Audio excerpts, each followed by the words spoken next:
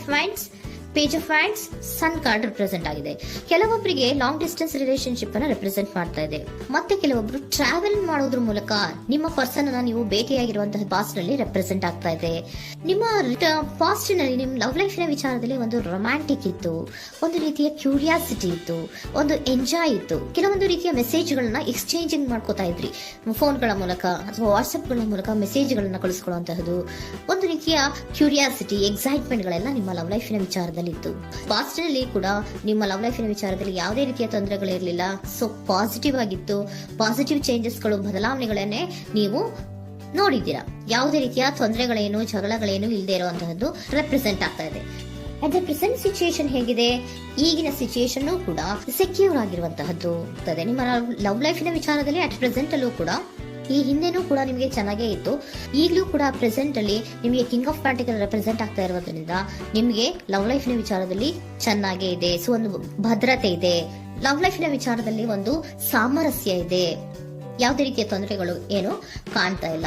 Second card ಬಂದಿರುವಂತಹದ್ದು present situation ಅಲ್ಲಿ strength ಇದೆ, bondage ಇದೆ. ಚೆನ್ನಾಗಿ ನೀವಿಬ್ಬರ ಮಧ್ಯೆ ಒಂದು ಬಾಂಡೇಜ್ ಇದೆ, ಸಾಮರಸ್ಯ ಇದೆ, ಹೊಂದಾಣಿಕೆ ಗುಣಗಳು ತುಂಬಾ ಇದೆ.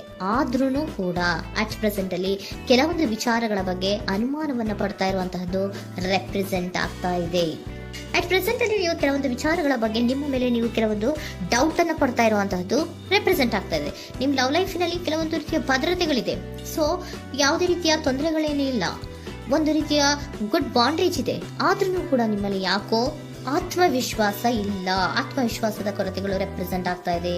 ಯಾವುದೋ ಕೆಲವೊಂದು ಅನುಮಾನಗಳು ನಿಮ್ಮಲ್ಲಿ ನಿಮ್ಮ ಲವ್ ಲೈಫಿನ ವಿಚಾರವಾಗಿ ಇರುವಂತಹದ್ದು ರೆಪ್ರೆಸೆಂಟ್ ಆಗ್ತಾ ಇದೆ. ಏನಾದ್ರೂ ತೊಂದರೆ ಆಗ್ತಾ ಇದೆಯಾ, ನನ್ನ ಲವ್ ಲೈಫಿನ ವಿಚಾರವಾಗಿ ಏನಾದ್ರೂ ತೊಂದರೆ ಆಗ್ತಾ ಇದೆಯಾ ಅಂತ ನಿಮ್ಮಲ್ಲೇ ನೀವು ಅನುಮಾನವನ್ನ ಪಡ್ತಾ ಇರುವಂತಹದ್ದು ರೆಪ್ರೆಸೆಂಟ್ ಆಗ್ತಾ ಇದೆ. ಫ್ಯೂಚರಿನ ಬಗ್ಗೆ ಹೇಳೋದಾದ್ರೆ ಕ್ವೀನ್ ಆಫ್ ಪ್ಯಾಂಟಿಕಲ್ಸ್ ಬಂದಿದೆ. ಕ್ವೀನ್ ಆಫ್ ಪ್ಯಾಂಟಿಕಲ್ಸ್ ಬಂದಿರುವಂತಹದ್ದೇನು, ಒಂದು ರೀತಿಯ ಘೋಷಣೆಯನ್ನ ಮಾಡುವಂತಹದ್ದು ರೆಪ್ರೆಸೆಂಟ್ ಆಗ್ತಾ ಇದೆ. ಯಾಕಂದ್ರೆ ನಿಮ್ಮ ಲವ್ ಲೈಫ್ ನ ವಿಚಾರವಾಗಿ ಅಟ್ ಪ್ರೆಸೆಂಟ್ ಅಲ್ಲಿ ಕೆಲವೊಂದು ವಿಚಾರಗಳಲ್ಲಿ ಸ್ಟೇಬಲ್ ರಿಲೇಶನ್ಶಿಪ್ ಅಲ್ಲಿ ಇದ್ರು, ಒಂದು ಗುಡ್ ಬಾಂಡೇಜ್ ಇದ್ರೂ ಕೂಡ ನೀವ್ ಯಾಕೋ ಕೆಲವೊಂದು ವಿಚಾರಗಳ ಬಗ್ಗೆ ಅನುಮಾನವನ್ನ ಪಡ್ತಾ ಇರುವಂತಹದ್ದು, ಅದನ್ನ ರಕ್ಷಣೆ ಮಾಡೋದ್ರೊಳಗೆ ಹೆಚ್ಚು ಗಮನವನ್ನ ಕೊಡ್ತಾ ಇರುವಂತಹದ್ದು ರೆಪ್ರೆಸೆಂಟ್ ಆಗ್ತಾ ಇದೆ. ಇಮಿಡಿಯೇಟ್ ಫ್ಯೂಚರಿನ ಬಗ್ಗೆ ಹೇಳೋದಾದ್ರೆ ನೀವೊಂದು ರೀತಿಯ ಘೋಷಣೆಗಳನ್ನ ಮಾಡುವಂತಹದ್ದು, ನಿಮ್ಮ ಲವ್ ಲೈಫಿನ ವಿಚಾರವಾಗಿ ಕೆಲವೊಂದು ರೀತಿಯ ಹೆಚ್ಚು ಗಮನವನ್ನ ಕೊಡುವಂತಹದ್ದು, ಯಾವುದೋ ನಿಮ್ಮ ವಿಚಾರಗಳಲ್ಲಿ ಹಿಡಿತದಲ್ಲಿ ಏನ್ ಇಟ್ಕೊಂಡಿದ್ರೋ, ನಿಮ್ಮ ಪೊಸೆಸಿವ್ನೆಸ್ ಅನ್ನ ಏನ್ ಇಟ್ಕೊಂಡಿದ್ರೋ, ಯಾವುದೋ ಕೆಲವು ವಿಚಾರಗಳಲ್ಲಿ ನೀವು ಬಹಳಷ್ಟು ಓಪನ್ ಅಪ್ ಆಗಿ ಮಾತಾಡದೆ, ಯಾವ ವಿಚಾರಗಳನ್ನು ಕೂಡ ಹೇಳ್ಕೊಳ್ಳದೆ, ನಿಮ್ಮಲ್ಲೇ ನೀವು ಕೆಲವೊಂದು ಬೇಜಾರುಗಳನ್ನ ಏನ್ ಇಟ್ಕೊಂಡಿದ್ರೋ ಆ ವಿಚಾರಗಳನ್ನ ನೀವು ಮಾತಾಡುವಂತಹ ಸಾಧ್ಯತೆಗಳು ಇಮ್ಮಿಡಿಯೇಟ್ ಫ್ಯೂಚರ್ ನಲ್ಲಿ ಕಾಣಿಸ್ತಾ ಇದೆ. ಯಾವುದೋ ಕೆಲವೊಂದು ವಿಚಾರ, ಯಾಕೆ ಯಾವುದೋ ಕೆಲವು ವಿಚಾರಗಳಲ್ಲಿ ನಿಮಗೆ ಅನುಮಾನಗಳು ರೆಪ್ರೆಸೆಂಟ್ ಆಗ್ತಾ ಇದೆ. ಲವ್ ಲೈಫಿನ ವಿಚಾರ, ಪ್ರೀತಿಯಲ್ಲಿ ಯಾವಾಗ ಅನುಮಾನಗಳು ಸೃಷ್ಟಿಯಾಗುತ್ತೋ ನಾವು ಅವಾಗವಾಗ್ಲೇ ಅದನ್ನ ಬಗೆಹರಿಸ್ಕೊಬೇಕು. ನಮ್ಮಲ್ಲೇ ಇಟ್ಕೊಳ್ಳೋದು, ಅಯ್ಯೋ ಏನಾಗ್ತಾ ಇದೆಯೋ ಅಂತ ಕೊರಗೋದು ಅಥವಾ ಏನಾಗ್ಬಿಡುತ್ತೋ ಅಂತ ಭಯ ಪಡುವಂತಹದ್ದು ಏನು ಬೇಕಾಗಿಲ್ಲ. ಯಾಕಂದ್ರೆ ಲವ್ ಇರುವಂತಹದ್ದೇ ನಂಬಿಕೆಯ ಬುನಾದಿಯ ಮೇಲೆ. ಸೊ ನೀವೇನ್ ಮಾಡ್ಬೇಕು, ಏನಾದ್ರೂ ಸ್ವಲ್ಪ ಡೌಟ್ಗಳು ಬಂದಾಗ ನೀವು ಅದನ್ನ ಬಗೆಹರಿಸ್ಕೋಬೇಕು. ಯಾವ ವಿಚಾರದಲ್ಲಿ ನಿಮಗೆ ಬೇಜಾರಾಗಿತ್ತು ಅದನ್ನ ನೀವೇನ್ ಮಾಡ್ಬೇಕು, ನಿಮ್ಮಲ್ಲೇ ಇಟ್ಕೊಂಡು ಕೊರಗಬಾರ್ದು.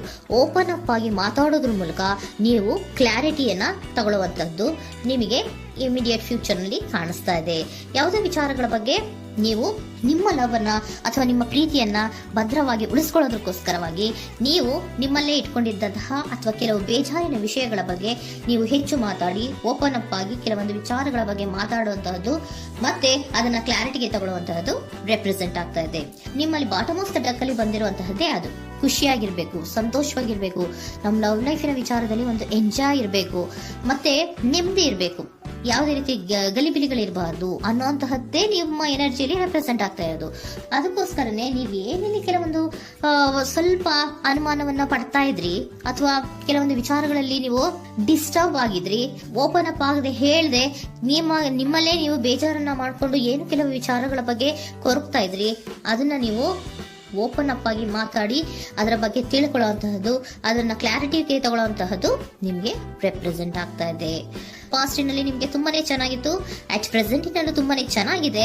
ಬಟ್ ಕೆಲವೊಂದು ವಿಚಾರಗಳ ಬಗ್ಗೆ ನೀವು ಸೆಲ್ಫ್ ಡೌಟ್ ಅನ್ನ ಪಡ್ತಾ ಇರುವಂತಹದ್ದು ರೆಪ್ರೆಸೆಂಟ್ ಆಗ್ತಾ ಇದೆ. ಏನಾಗ್ತಾ ಇದೆಯೋ ಅನ್ನೋದ್ರ ಬಗ್ಗೆ ನೀವು ಸ್ವಲ್ಪ ವಿಶ್ವಾಸವನ್ನ ಕಡಿಮೆ ಮಾಡ್ಕೊಳ್ತಾ ಇರುವಂತಹದ್ದು ರೆಪ್ರೆಸೆಂಟ್ ಆಗಿತ್ತು.